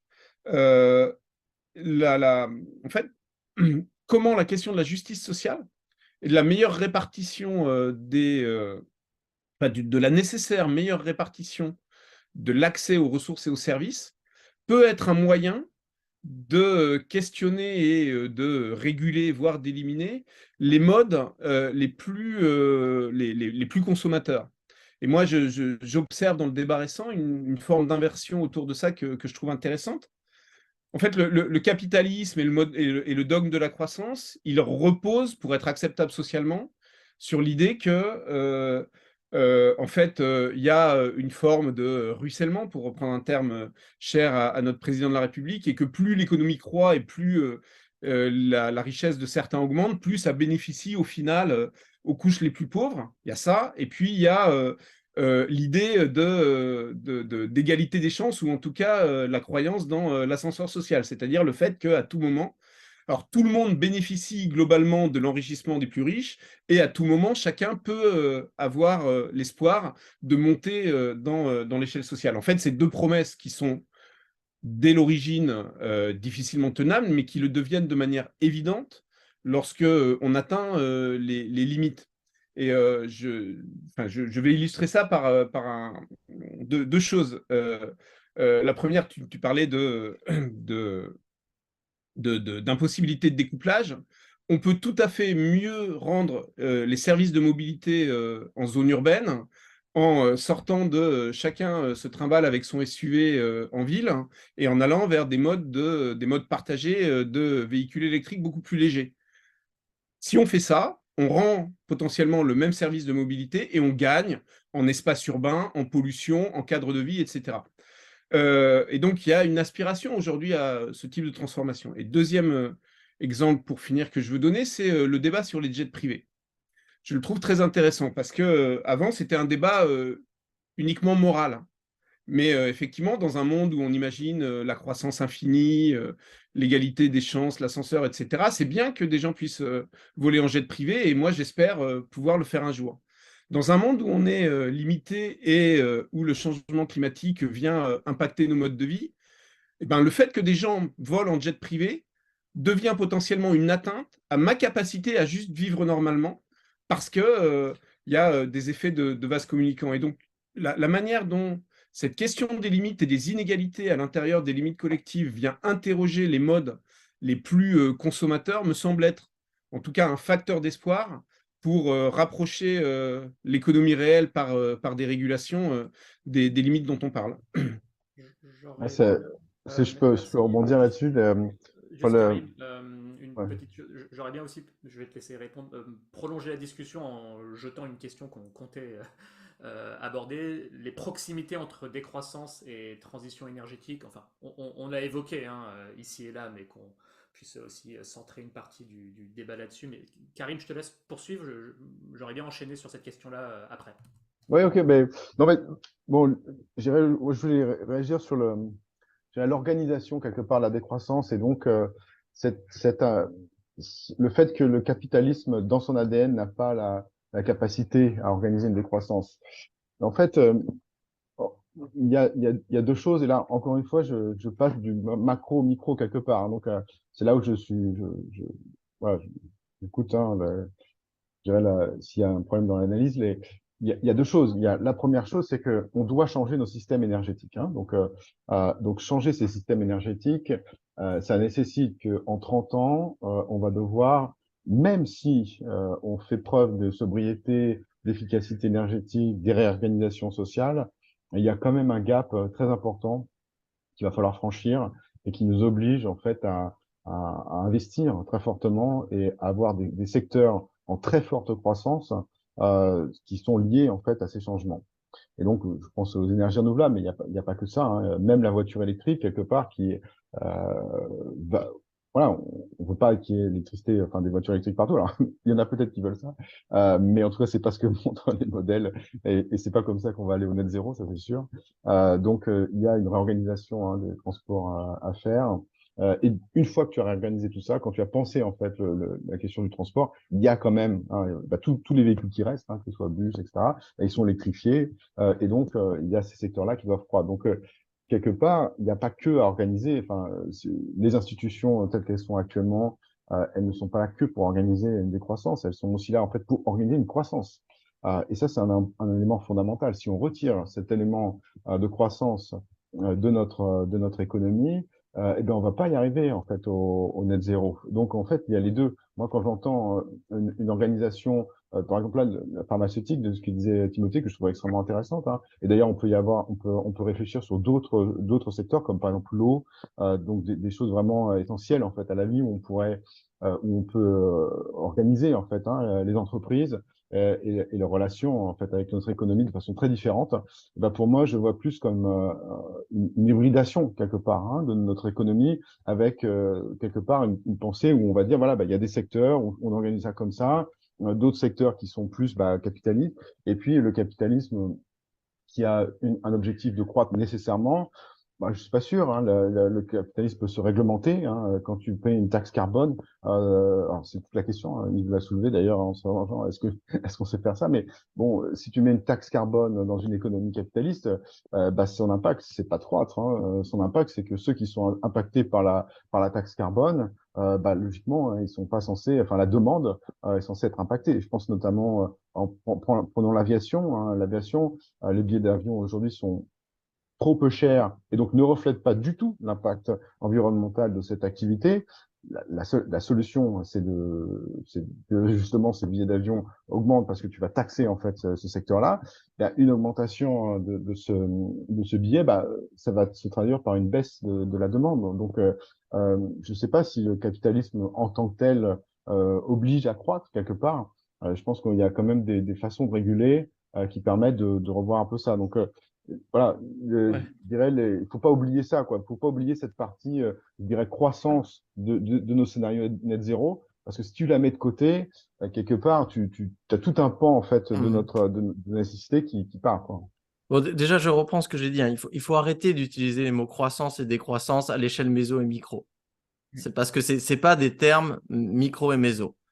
Si tu veux parler de, je sais pas, si on a besoin de construire plus de voitures électriques, on a besoin de construire plus de voitures électriques. Si on a besoin de faire rouler plus, si on a besoin de plus de kilomètres de pistes cyclables, on a besoin de plus de kilomètres de pistes cyclables. Il faut qu'on utilise des trucs concrets, parce que quand tu dis croissance dans le secteur des transports, ça veut dire une croissance monétaire, donc telle mesurée par la comptabilité nationale. Et là, tout de suite, on ne sait plus, est-ce qu'on parle d'une croissance abstraite monétaire, est-ce qu'on parle d'une croissance concrète, est-ce qu'on parle d'une voilà, croissance volumique, ou est-ce que c'est pas la même chose? Parce que par exemple, là, si on regarde sur la mobilité, bah, si on a des systèmes de... Déjà, si les SUV disparaissaient aujourd'hui, ça serait une destruction nette de valeur économique, vu que c'est les voitures qui ont le plus fort taux de marge. Donc, si à la place de produire un SUV, tu produisais une voiture électrique normale ou même une micro-voiture, en net, tu détruis de la valeur économique. Ben, ça serait très bien, on est très content. Ensuite, imaginons que, étape d'après, au lieu de vendre des voitures, des micro-voitures à chaque ménage, eh ben, on a des communs de mobilité, des réseaux de partage de voitures. Donc, au lieu d'avoir une ou deux voitures par ménage, on peut se permettre d'avoir, je ne sais pas, une voiture tous les 5 ménages. Et ben, là aussi, il n'y a pas de substitution. En fait, c'est à travers l'organisation sociale qui nous permet une sobriété individuelle tout en gardant une certaine abondance publique qui va se traduire par une diminution nette de la valeur ajoutée du secteur. Sur le capitalisme, là, je pense que tu te trompes. Vraiment, c'est le capitalisme, historiquement, en définition, enfin, c'est sa définition, c'est dans le terme. Hein. Le capital, c'est la mobilisation d'une ressource pour générer justement, pour produire quelque chose de plus, avec un surplus. Et donc, le système capitaliste est organisé donc avec des incitations pour produire ce surplus qui est un surplus monétaire, c'est-à-dire c'est une valeur d'échange. C'est pas juste de dire oui, on a besoin d'un esprit d'entrepreneuriat pour accélérer, je sais pas, l'électrification de la mobilité, et donc on a besoin de beaucoup s'activer, de beaucoup d'inventions, et donc là c'est une logique capitaliste. Non, la logique capitaliste, c'est de maximiser justement la profitabilité, la lucrativité de ces choses-là. Et aujourd'hui, c'est pas ce qu'on veut faire. Si tu veux maximiser la lucrativité du système de transport, aujourd'hui, en fait, il faut supprimer les micro-voitures, les vélos cargo, la mobilité active, les partages d'objets, et juste vendre des SUV une par ménage ou même une par personne. Là, en fait, ça serait une politique très capitalistique parce que là, ça permettrait de générer énormément de surplus. Donc moi, je pense vraiment qu'aujourd'hui, il faut... Le capitalisme est aussi un idéal type macroéconomique. Donc là, on a besoin d'échapper ça pour avoir des points un petit peu plus concrets. Et sur Yves, ce que tu disais, c'est marrant parce que je ne sais pas combien de temps il faut. J'avais lu à un moment donné qu'il fallait, je ne sais pas, au moins 7 ans, je ne sais pas si c'est vrai, pour aboutir à un projet éolien, de la construction à la conception, un truc comme ça. Tu sais, il faut une seule réunion pour changer le statut d'une entreprise. Ça peut prendre 1 heure ou 2 heures. Pareil, hein, si tu voulais supprimer, là il y a une ville, je me souviens plus où, dans le Nord, qui a supprimé l'intégralité de ses panneaux publicitaires, elle l'a fait en 2 nuits. Tous les changements dont on parle, qui sont des changements, alors idéologiquement radicaux. Et c'est vrai qu'on a l'impression que sociologiquement, c'est des choses très lentes quand on parle de se débarrasser du capitalisme. Bon, déjà, c'est très abstrait. Moi, je trouve que ça n'a pas de sens. Mais quand on parle, par exemple, de se dire, ah bah tiens, combien de temps ça prendrait, en théorie, si aujourd'hui on voulait que toutes les entreprises françaises suivent les règles de l'économie sociale et solidaire, dont un plafonnement des salaires.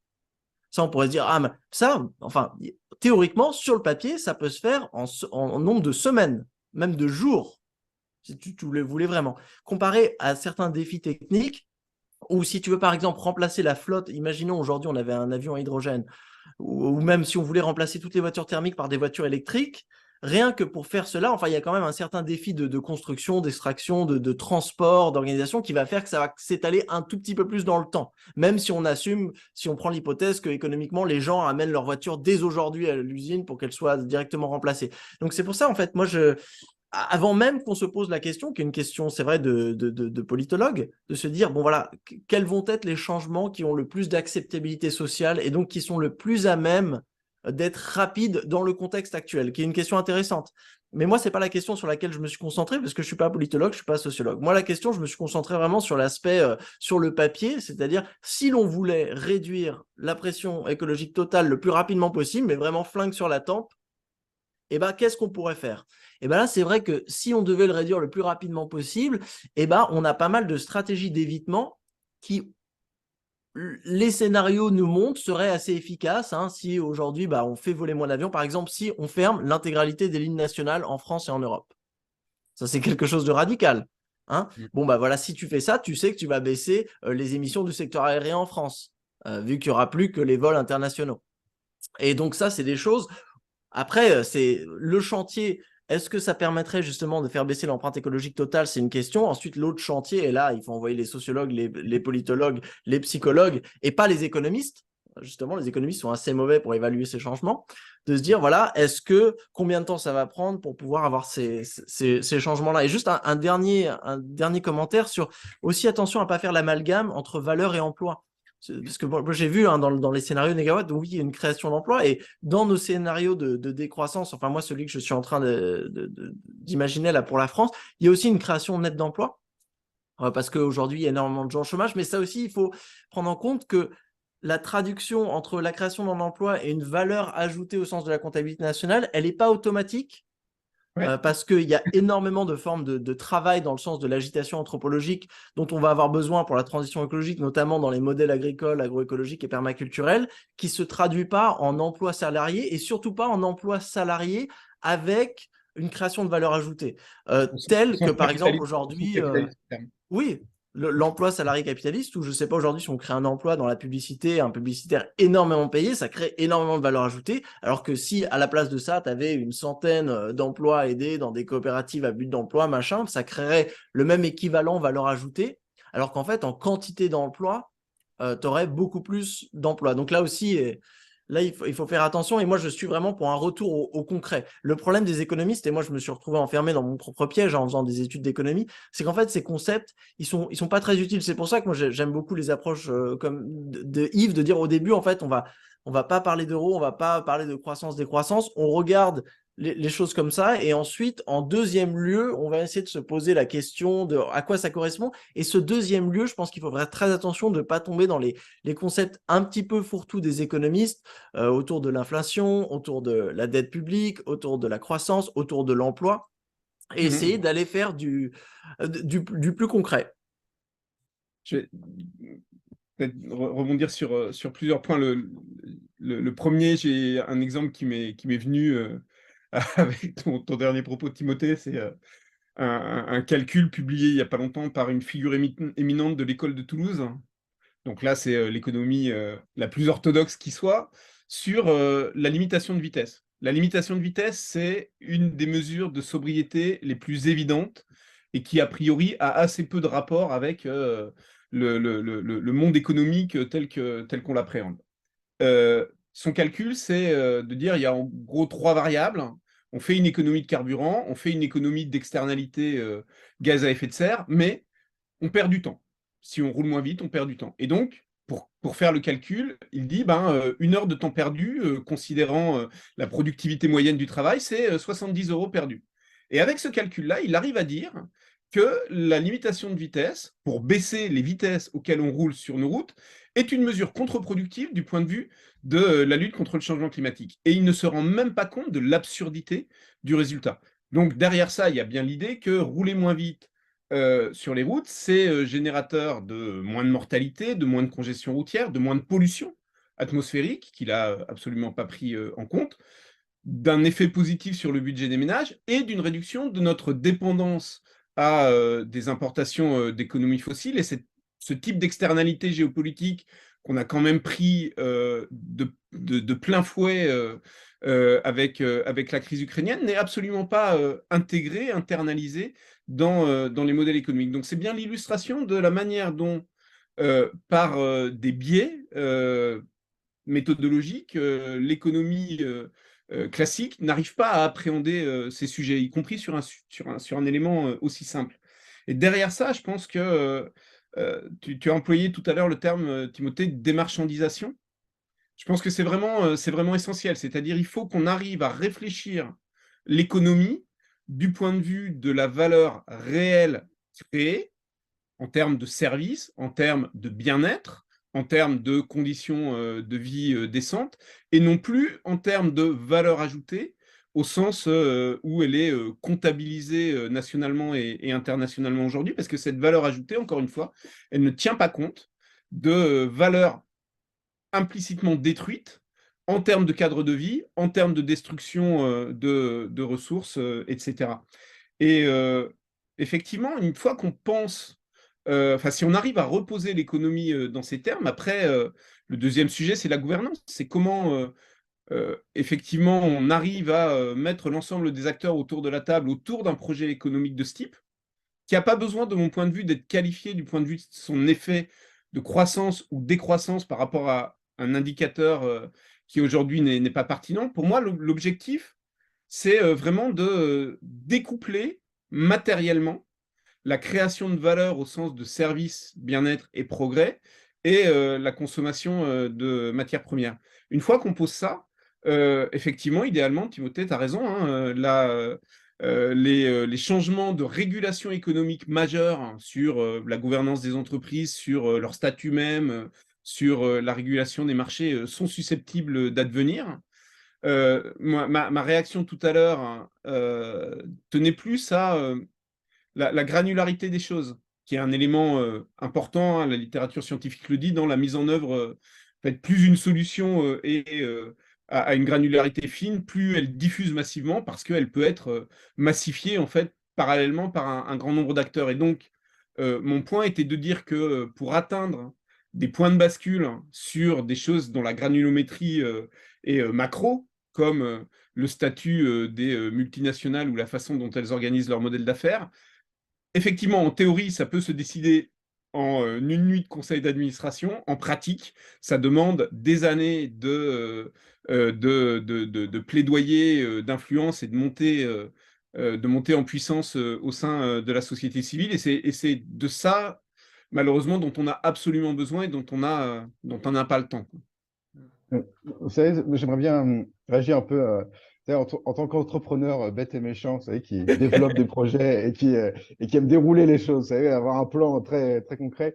Bon, moi, j'aime bien partir de nos scénarios net zéro parce que il me semble que ils sont extrêmement compliqués. En fait, c'est extrêmement compliqué en fait à appréhender l'ensemble des changements et l'ensemble des actions, leur impact, que ce soit au niveau national et au niveau international. Et donc, on est obligé d'avoir une vision, de partir en fait d'une vision d'ensemble, parce que d'une part, elle n'est pas que française. Enfin, si on prend un cas français, elle n'est pas que française, elle est internationale. Et je donne un exemple. Aujourd'hui, les émissions, elles sont en 2 tiers dans les marchés émergents. Et donc la France, si elle se dit, bah, je veux être net zéro, et puis je veux être net zéro tout seul, ensemble, au sens où je me recroviche sur moi-même. Et puis, c'est un peu le scénario S1 de l'ADEME, où je fais une sobriété maximum, etc. Bah, ce scénario, il me semble, ne marche pas parce que du coup, il empêche la coopération internationale. Et donc, à mon avis, Timothée, quand tu prends l'exemple en disant voilà, j'annule tous les vols européens, bah, la question c'est est-ce que c'est compatible en fait avec nos actions net zéro? Et donc, pour moi, la réponse est peut-être oui, parce qu'il y a suffisamment de trains, je sais pas, mais, mais pour moi, on part en fait d'un point de départ qui est en fait nos stratégies, nos actions, et qui sont à peu près claires. Hein. Honnêtement, quand tu regardes l'ensemble des scénarios dans le monde, des pays, etc., tu as au moins 50% des actions qui sont convergentes. Donc on sait aujourd'hui, en 2023, on a une relativement très bonne idée des actions clés qui au moins nous amènent à 50% de baisse d'émissions. C'est très clair. Quand tu regardes, quand tu lis tous les rapports, tu as une convergence très forte. Et donc on a on a une idée claire. Et donc, pour moi, je partirais en fait quelque part de ces actions. Et comme l'avait dit Yves d'ailleurs au début, quelque part, ça impacte la structure de la société, puisque ton système énergétique, tes actions, elles nécessitent en fait, enfin, elles impactent l'organisation. Je donne un exemple. Puisque tu vas faire plus de renouvelables, eh bien, le renouvelable, c'est très lié au territoire. Qui est très lié au territoire, ça veut dire que, eh bien, il y a des décisions qui commencent à être décentralisées. Quelque part, il y a un appel, mais c'est pas, on peut aussi ne pas prendre cet appel et se dire, bah non, bah, on va quand même centraliser, etc. Mais il y a un appel vers une forme de structure sociale. Et donc, quelque part, réfléchir à l'envers, qui est de dire, OK, on va changer notre structure, bah, quelque part, là, je ne le vois pas. Parce que je pars d'un point de départ qui est très concret, qui est voici les actions qu'il y aura à faire. Et après, voilà la structure sociale qui pourrait permettre d'encadrer, qui est donc un débat citoyen, en fait, puisqu'il y a une réflexion à savoir quel type de société, quelle vision du monde j'ai, comment j'ai envie de m'impliquer, moi, en tant que citoyen, dans cette nouvelle société qui a de nouvelles activités, un nouveau système énergétique, etc. Donc, c'est un débat citoyen de savoir quelle est la forme de la société qui est compatible. Donc, d'une part, il faut des formes compatibles avec ces actions. Et puis, d'autre part, il faut savoir qu'est-ce qu'on a envie de faire. Et là, pour moi, l'horizon des possibles, il existe, mais du coup, il n'est pas non plus infini, puisqu'il va quand même falloir encadrer la croissance dans le secteur, il faut permettre l'équité, etc. Donc, j'ai l'impression qu'on parfois, il y a une réflexion inverse quelque part, qui est prise par la décroissance et qui dit, bah voilà, le capitalisme, j'entends d'ailleurs, génère des inégalités, etc. Ok, donc il va falloir changer ça. Ok, mais est-ce que c'est bien compatible avec nos actions climatiques? Et si la réponse c'est non, c'est que le format il n'est pas bon parce que sinon on Mais va en pas quoi pouvoir ça s'en serait pas... sortir. J'ai pas compris en quoi ça serait pas compatible. Alors oui, bah, par exemple, je donne un exemple. Est-ce que, regarde, l'industrie renouvelable, enfin, bon, je parle du sujet que je connais, mais on pourrait parler d'autres sujets. L'industrie renouvelable, d'accord? C'est une industrie qui est très liée comme à ses business, tu vois. Il faut investir quand même beaucoup d'argent. Tu as des milliers de sociétés partout dans le monde qui développent des projets. Donc, qu'est-ce que tu veux faire comment tu veux encadrer cette société, tu vois? Comment tu veux encadrer le développement de ce secteur, tu vois? Et donc, moi, je sais pas. Tu dis que toute société, elle doit être modifiée pour tu sais, société, la distribution de dividendes et ça. Aujourd'hui, les sociétés, elles sont motivées par quand même générer de la valeur pour lever des fonds avec des fonds d'investissement qui sont, etc. Donc ça, c'est pas nécessairement négatif. Il n'y a Ça pas marche pas forcément. hyper bien quand même. Quand on regarde les investissements énergétiques en ce moment, ça va pas dans la bonne Bah, direction. non, mais attends, évidemment, je dirais, il n'y a pas de, je ne dis pas qu'il n'y a pas de critique à faire. C'est pas ça. Je dis simplement que la façon dont on doit faire évoluer ce système doit prendre en compte un certain nombre d'obligations, d'accord, qui est celles qui sont tirées de nos scénarios net zéro. Si tu gommes ça, d'accord, et que tu dis voilà, bah ça marche pas trop, donc il va falloir faire autre chose. La question c'est est-ce que cette autre chose est compatible avec ce que tu as aujourd'hui et comment tu veux le faire évoluer. C'est surtout ça mon point. Je comprends toujours pas parce que là, enfin, l'objectif est clair et on le connaît depuis longtemps. Il faut sortir des énergies fossiles. Simple, hein. Donc, dans un pays comme la France, déjà, bon, je l'ai pas dit, mais il faut le rappeler, décroissance, c'est essentiellement pour les pays au revenu, donc ce n'est pas des scénarios globaux, c'est des scénarios nationaux. Donc, la décroissance d'un pays comme la France, justement pour permettre de libérer des ressources disponibles, dont un espace climatique, pour des pays du Sud qui vont avoir besoin, à l'échelle macroéconomique, de croître, parce qu'il y a beaucoup de choses à produire, à consommer en plus.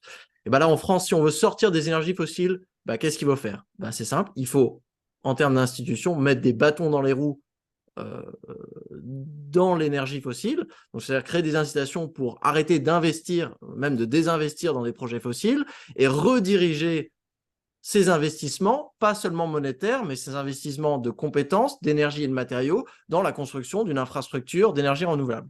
C'est ce qu'on n'a pas réussi à faire, c'est ce qu'on essaie de faire depuis des décennies. Je pense que l'aspect original de la décroissance, justement, de cette richesse institutionnelle, de se dire, ah bah tiens, par exemple, la question sur les super profits. Dans une logique donc, de décroissance, en fait, si on avait voulu faire cette redirection, on aurait pu, depuis longtemps, dire, ben voilà, c'est interdit de distribuer des dividendes dans des entreprises. Donc, toute valeur ajoutée créée à partir d'énergie fossile ne peut pas être appropriée de manière individuelle.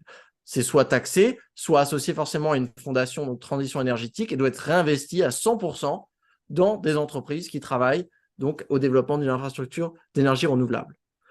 Donc, je ne vois pas en quoi, en fait, on pourrait prendre une décision qui irait à l'encontre de cet objectif, si l'objectif, c'est effectivement juste de sortir des énergies fossiles.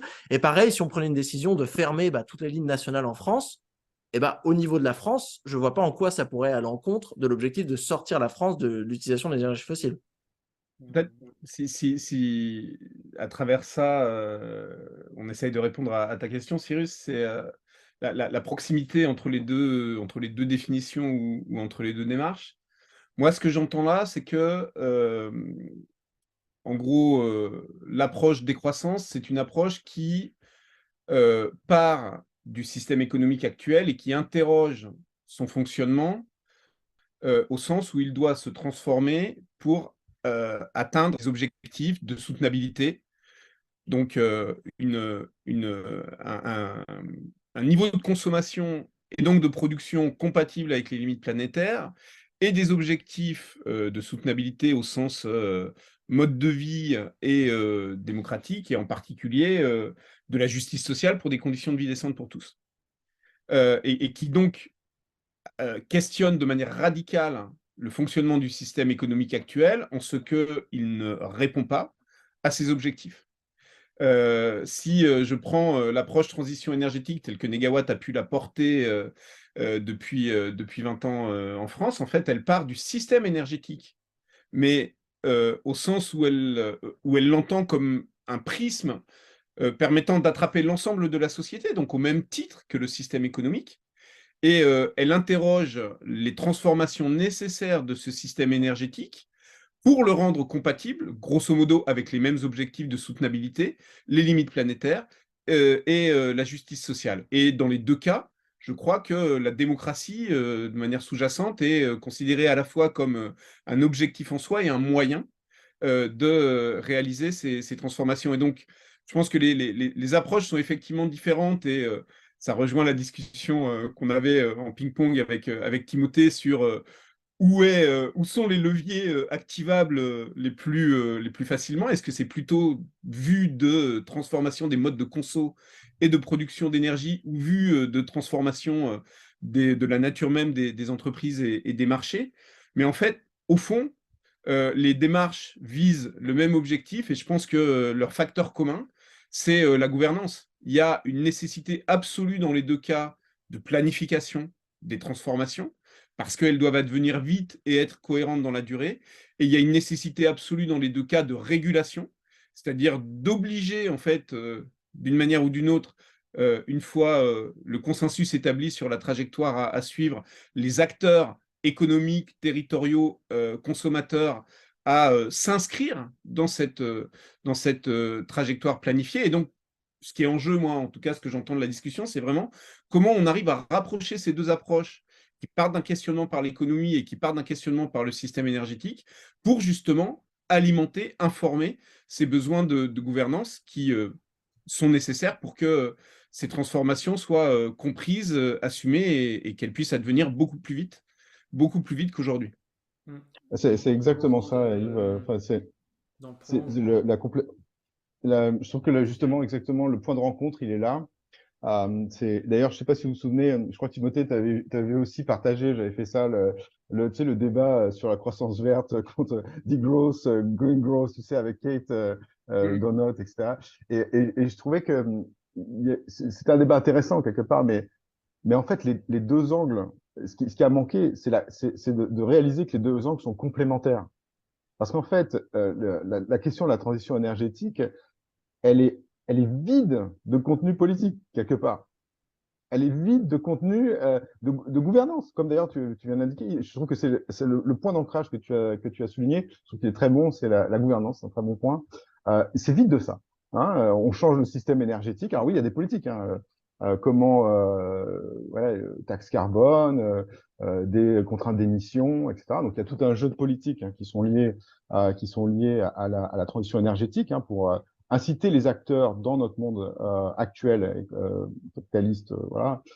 Et donc la réglementation du monde actuel pour orienter hein, les flux financiers, les différentes ressources vers nos actions climatiques. Donc il y a ça, hein, mais il n'y a pas du tout un corpus social, politique, organisationnel, institutionnel, pas du tout.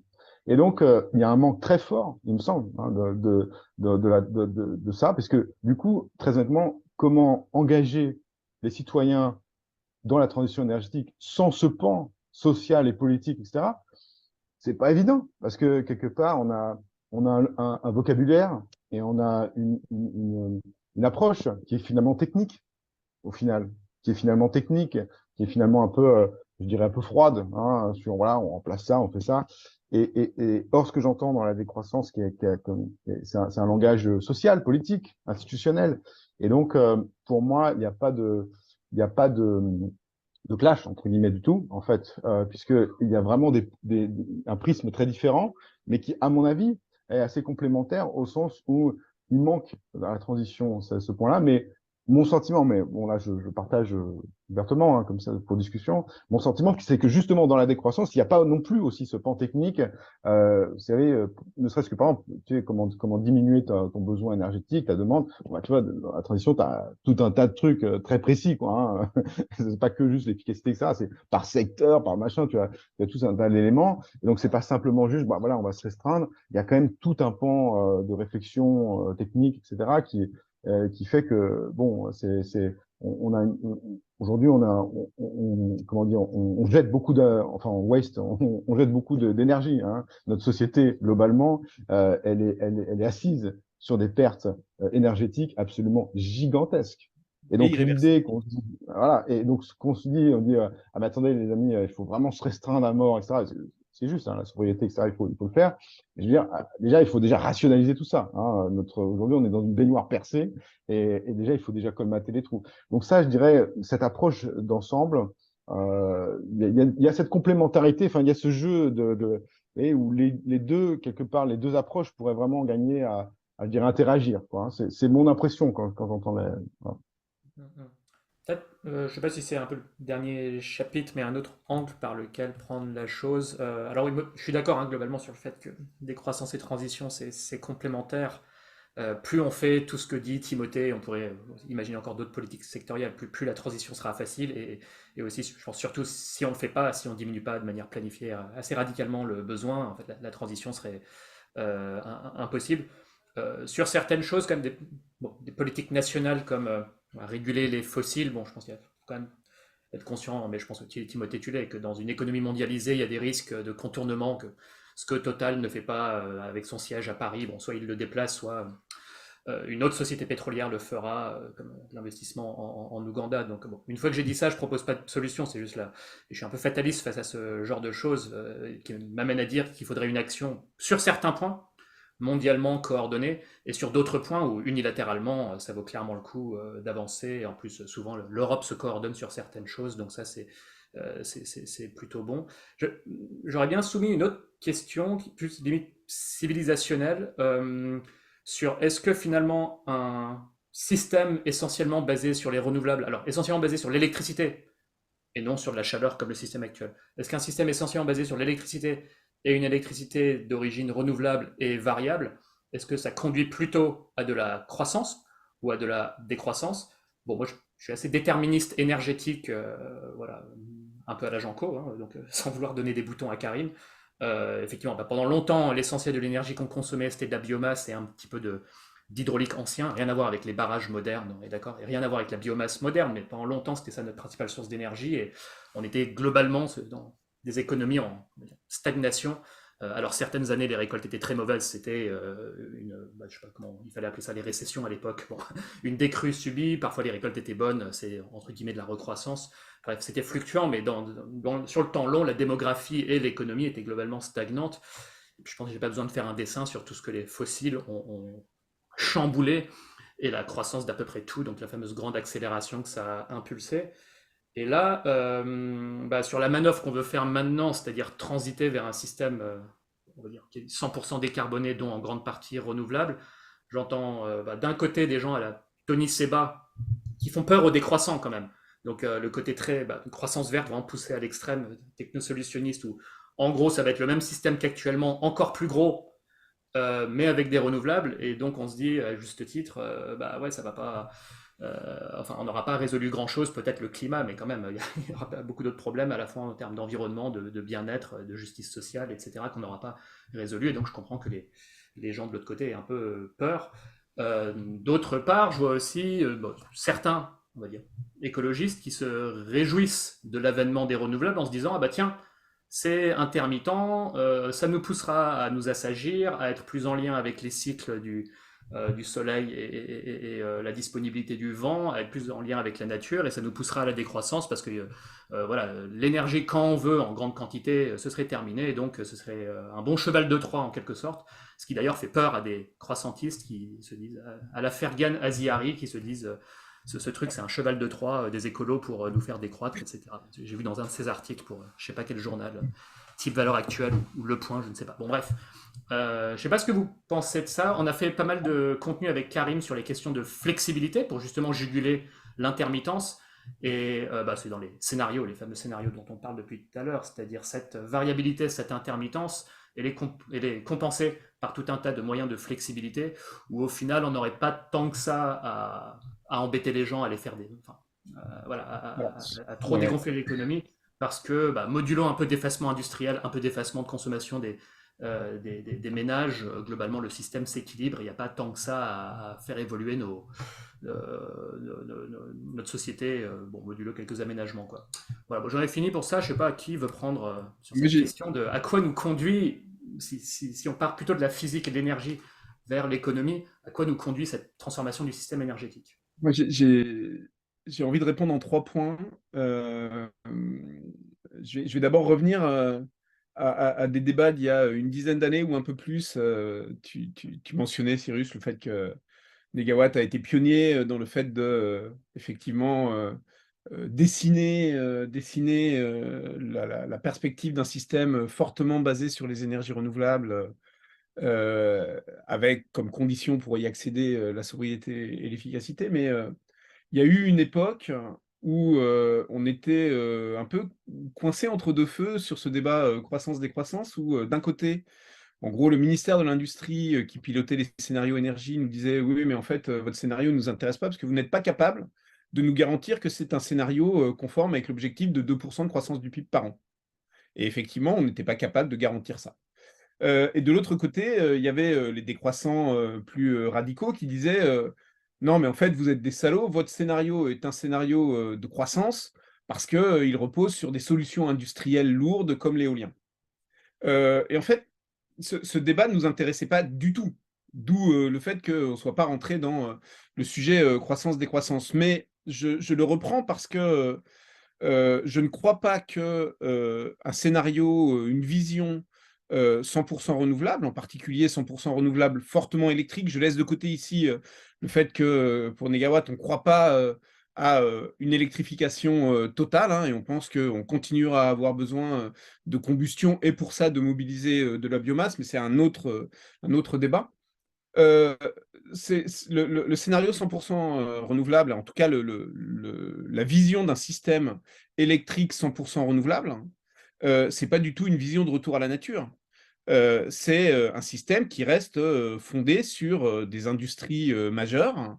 Il faut produire des panneaux photovoltaïques, il faut produire des éoliennes, il faut aller installer des éoliennes offshore, et ça, c'est une industrie comparable à celle des plateformes pétrolières aujourd'hui. Donc on reste dans des systèmes d'industrie lourde. En revanche, c'est quand même une manière de projeter différemment notre avenir. En particulier, en fait, on a toujours beaucoup insisté, nous, sur le fait que la différence fondamentale entre les énergies renouvelables et les autres, et j'y inclus les énergies fossiles avec le changement climatique et le nucléaire avec ses risques, c'est que les énergies renouvelables sont basées sur des flux. Elles n'épuisent, au sens énergétique du terme, elles n'épuisent rien, alors que les énergies fossiles et le nucléaire épuisent des stocks géologiques. Évidemment, les renouvelables consomment malgré tout des ressources. Mais là, on parle de ressources matérielles et on a aujourd'hui la capacité à recycler beaucoup des matières engagées dans les renouvelables ou dans d'autres activités. Avec quand même une condition qui est que pour avoir une économie de flux du point de vue des ressources matérielles, hein, il faut être sur des rythmes stabilisés, puisque la capacité, enfin la source de recyclage, hein, c'est grosso modo ce qui sort de l'économie, donc ce qu'on a fait 30, 50, 50 ans avant ou 10 ans avant en fonction des matières. Mais on peut aujourd'hui, sur ces bases, projeter une économie, un système, une société fondée sur les renouvelables et sur une économie circulaire, hein, qui fonctionne à condition d'être en régime relativement stable. Et nous, on est convaincus qu'un système de ce type peut advenir à la condition, d'y intégrer la sobriété et l'efficacité pour atteindre cette stabilité. Et, je finis en rebouclant avec ce que disait Karim précédemment. Évidemment que tout ça doit être un projet de société, c'est éminemment politique. Ça ne peut pas être réduit à une approche technique d'ingénieur. Typiquement, tu évoquais Jean-Marc Jancovici, il a cette faculté à réduire ses problématiques à des problèmes d'ingénieur et des solutions d'ingénieur. Ça a la vertu de la simplicité, ça, le revers de la médaille, c'est que en fait, ça laisse de côté toute la complexité sociale et politique qu'il y a derrière ces questions. Et on a l'approche des économistes classiques, orthodoxes, j'ai évoqué l'école de Toulouse tout à l'heure, qui est aussi une réduction de la complexité à une seule dimension qui ne fonctionne pas. Donc, il faut poser ça comme un projet politique de société, se raccrocher à des valeurs notamment de justice sociale, d'équité, de solidarité. Et nous, il nous semble, si on replace ça de manière très, très globale dans l'histoire de l'humanité, où j'évoquais tout à l'heure la nécessité de passer d'une logique d'addition à une logique de substitution, que, en fait, l'humanité, elle a aujourd'hui l'opportunité de refermer avec sagesse la parenthèse de l'extractivisme, notamment des énergies fossiles, en capitalisant au sens technique du terme et pas économique, sur tout ce qu'elle a acquis de capacité technique à travers la consommation effrénée de ces ressources, qui lui permet aujourd'hui de projeter effectivement un système 100% renouvelable et largement fondé sur l'économie circulaire, porteur voilà, d'une société à la fois au niveau territorial, national et mondial, beaucoup plus juste, apaisée et inscrite dans des modes beaucoup plus coopératifs.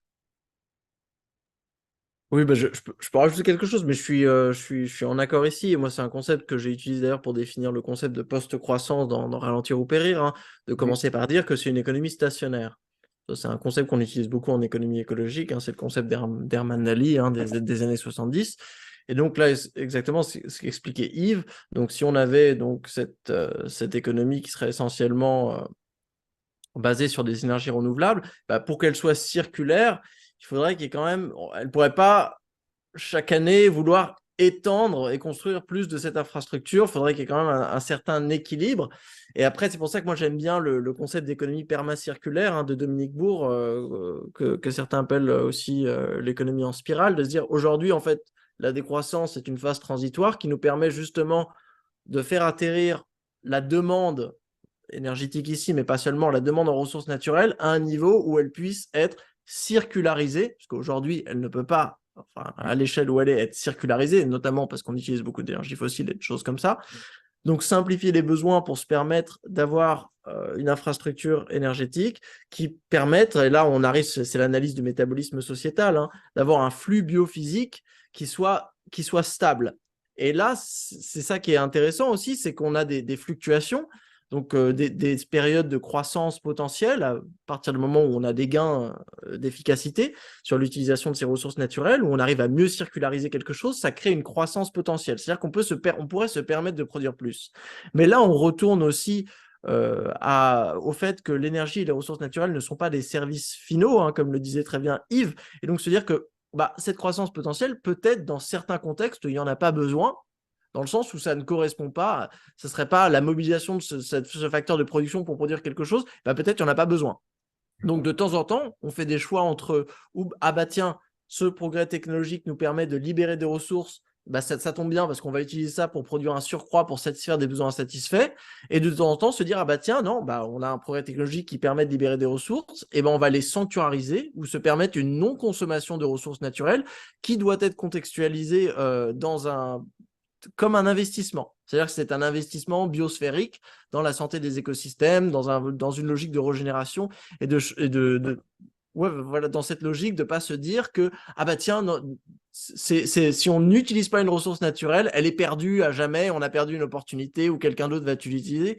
Institutionnellement, on a besoin de se doter d'outils de sanctuarisation. Alors, le mot est peut-être mal choisi, mais de cette logique un petit peu de commun, de stewardship, de se dire tiens, là on arrive à économiser ces ressources et on peut s'organiser socialement pour ne pas les consommer.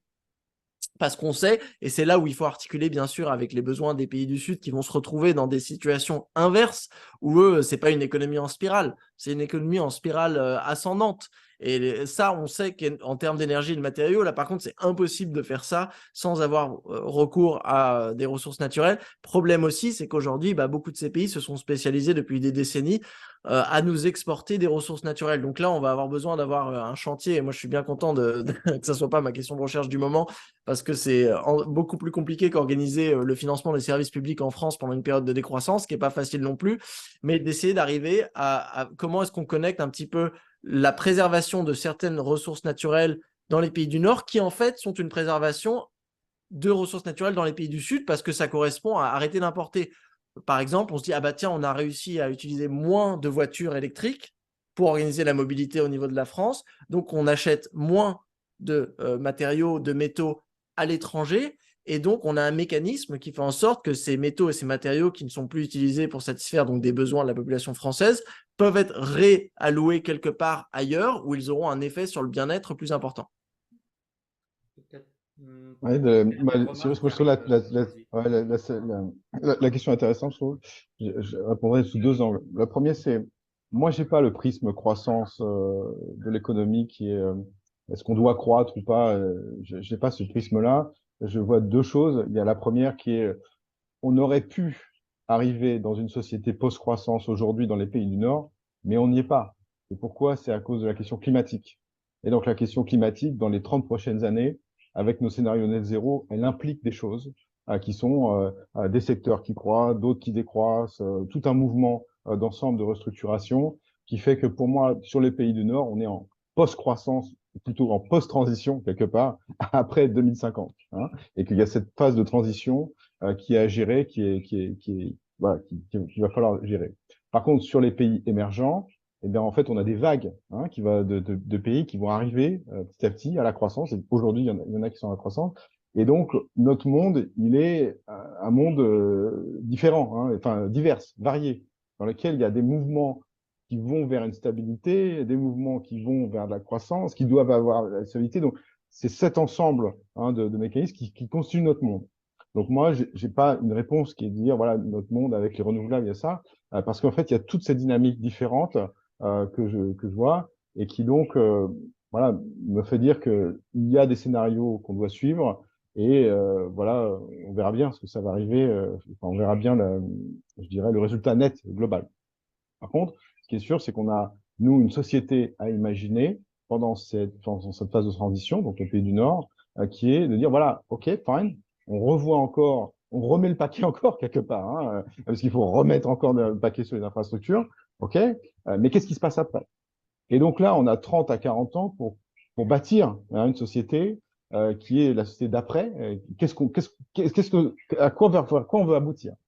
Et là, je veux répondre à la question qui est le renouvelable, effectivement, du fait de sa variabilité, du fait qu'on doit réinvestir et donc on court après les limites de température, hein. Plus on va vite et plus on espère être sous 2 degrés,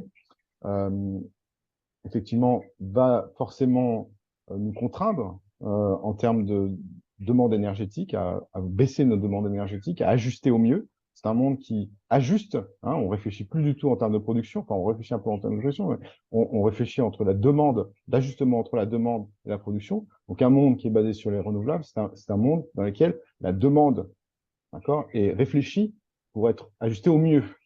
Donc c'est un monde qui fondamentalement, structurellement, hein, ajuste nos besoins mais pas nécessairement, puisque aujourd'hui dans un monde dans le monde actuel, il y a je dirais nos infrastructures, enfin notre économie, en fait, nos structures économiques, elles tendent, comme le disait Timothée d'ailleurs, hein, aux inégalités, à vouloir toujours plus.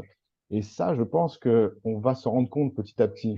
C'est-à-dire que, et ça, on est beaucoup à le partager, je pense, dans le secteur, enfin, ceux qui travaillent sur la transition, c'est que on voit bien que si on ne change rien du tout en matière de structure économique et d'organisation, on va vers 3 degrés. Parce que on aura beau dire que nos scénarios sont là, on les connaît, etc. Mais pour les mettre en place, il y a des freins sociaux dans tous les sens. Et donc, si ensemble, on réfléchit pas à contraindre un certain nombre de choses, donc à mettre beaucoup de réglementation, je pense qu'on se leurre, hein, qu'on n'aura jamais ce degré dans un mécanisme comme ça. Et donc la question de savoir est-ce que les renouvelables vont pousser vers la croissance, je dirais la question elle est un peu différente. Elle est de savoir si on veut rester sous 2 degrés, quelles sont les transformations qui, en parallèle de nos déploiements d'infrastructures sociales, sont nécessaires. Et celles-ci, pour l'instant, on n'y touche pas trop.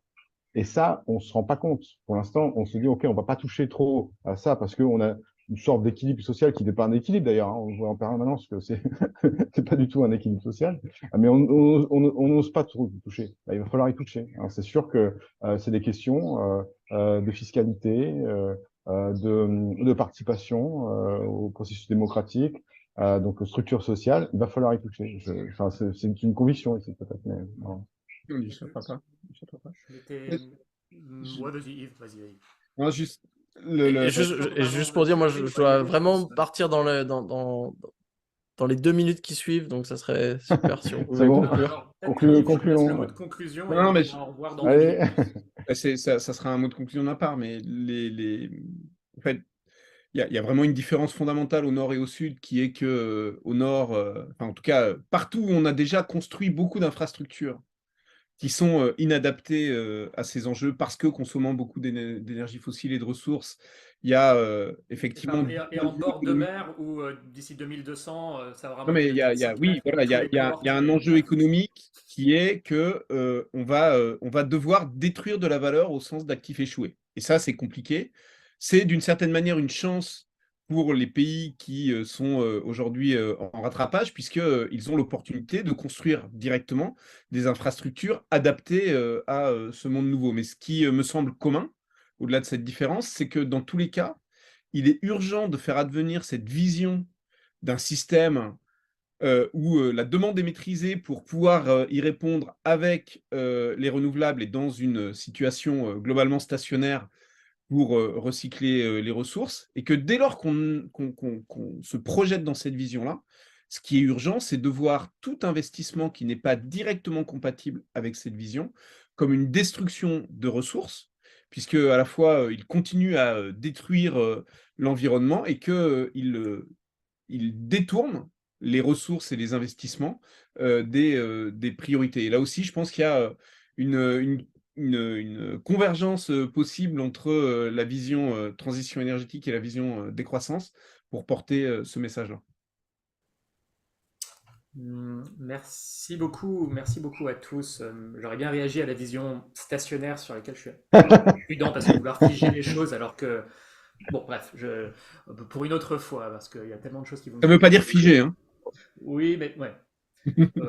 On en parlera On refera peut-être l'occasion sur un autre d'en thème. reparler autour Voilà. de justement, ça veut dire quoi stationnaire, une économie circulaire mais qui La perdure suite, sur partout. des siècles. Donc d'ici 2200, je sais pas, Karim, je pense que je t'en avais parlé, il faudrait renouveler 6-7 fois les générations Mhm. de panneaux solaires et d'éoliens, une quinzaine de fois les générations de batteries électriques de véhicules. Bon, bref, on en parlera une. Mais bon, on va pas lancer ça parce que Timothée doit y aller. On fera aussi un truc sur le capitalisme, ça m'intéresse. En tant qu'entrepreneur, Voilà, on a plein de thèmes. j'ai l'impression que je peux vivre dans un capitalisme réglementé, Hum. mais bon, voilà. On va clore ici. Merci beaucoup à tous les trois, c'est passionnant, on va voir les réactions, etc. Et on aura l'occasion de reparler de ces sujets-là. Et puis à bientôt. À très Bonne journée à bientôt. tous. Au Salut. revoir. Merci à tous. Bye bye, ciao.